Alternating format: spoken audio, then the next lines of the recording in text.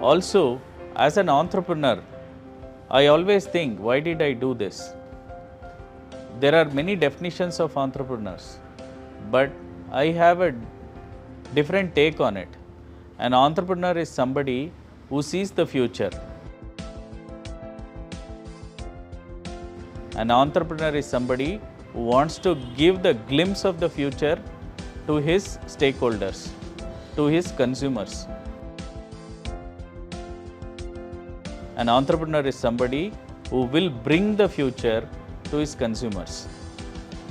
So, applying the same thought process as a doctor, how can I be an entrepreneur doctor who can do something where I bring the future of healthcare, the future of surgery today? When this question was asked, the answer was robotic surgery. The answer was precision care using robotic surgery.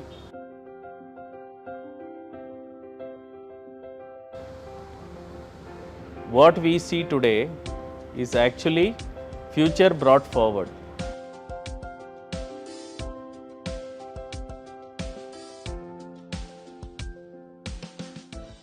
Always remember, when you think about surgery, you do think about AASRA, and also remember that we are always here for you.